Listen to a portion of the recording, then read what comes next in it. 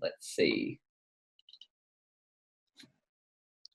Brand equity is very important in marketing theory and practice, and firms invest a lot of money and time to build it over many years. However, what is brand equity and how is it measured?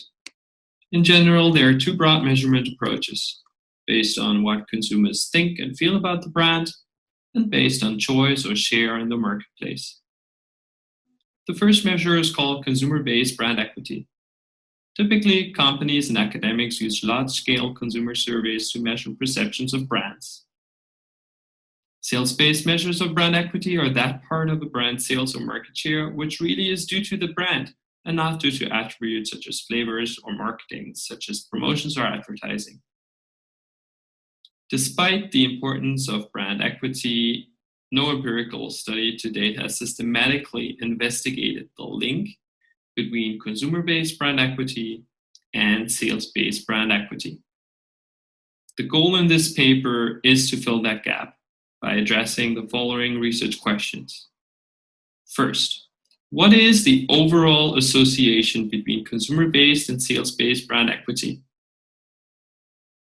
Second, is the association the same across categories? For example, is the relationship the same for beer, laundry detergent, ketchup, and yogurt? Or are there certain category characteristics that make this association stronger or weaker? Third, does the equity of brands in the hearts and minds of consumers translate into better response to the brand's marketing activity? For example, if consumers hold a brand in high regard, does advertising become more effective? All right, now this one's kind of interesting as well. It's not very hard to figure out where he starts new topics, but the difficulty here is that he does introduce a lot of new topic sentences. Okay, so in other words, structurally it's quite easy. He does say first, second, third quite obviously, right? But the number of notes you have to take down to get the full summary, this one is a little bit challenging. All right, let's see. Last one of the evening. Yeah, Rui, would you like to have a try?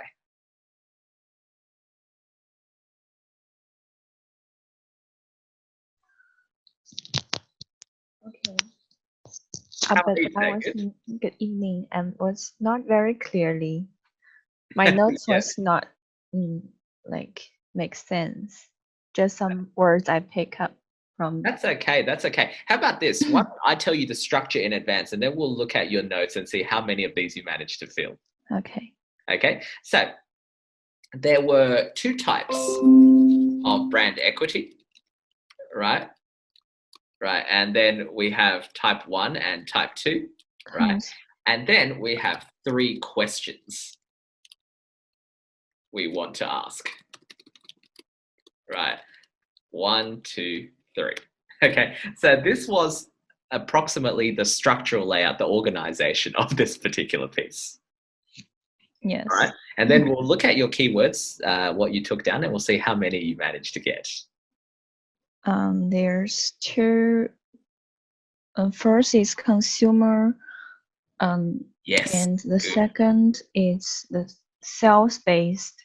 Excellent. Yeah. Right. So far already 2 out of 5. Right. Yeah. So one is sales-based and one is consumer-based. Excellent. And then what are the 3 questions that he listed? Did you notice that he listed 3 questions at the end? Yeah, but I was not quite understand what the question means. That's perfectly understandable. Did you get some keywords? The first is about overall. Yeah, I just noted. Overall something. Right? Yeah. So obviously the word overall by itself is not going to be enough to describe it. And the second is category characteristic. Category characteristics. I think he did say that.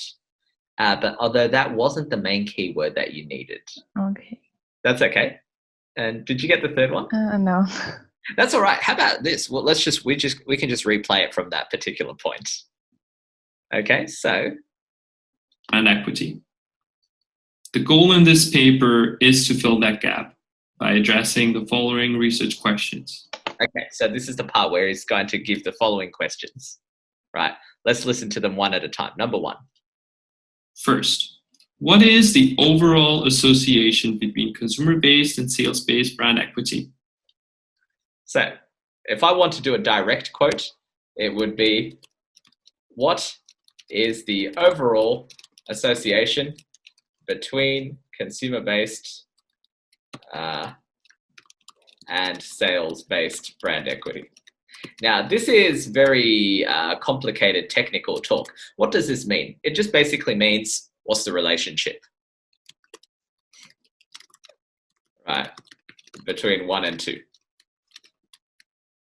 Okay, so that's kind of what it's asking, like, you know, what percentage does each one kind of take up? Okay, what about number 2? Second, is the association the same across categories?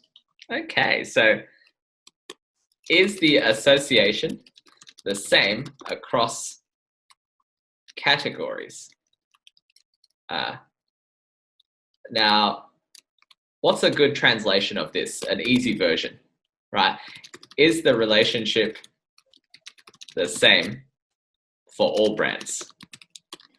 Right, so in other words, for example, if I say that consumer-based, like, you know, people's idea of the reputation of a brand is very valuable, is that true for every single brand? Okay, so that's what he means by all categories. He's using very technical language, but if you really want to understand it, you might want to try to do your own paraphrase of something a little bit simpler. And number 3. For example, is the relationship the same for beer, laundry detergent, ketchup, and yogurt? Or are there certain category characteristics that make this association stronger or weaker?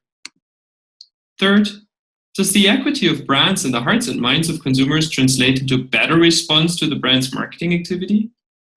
Okay, so now I can't remember what he said exactly, but it's something along the lines of, does having a good reputation make advertising more effective? Something like that.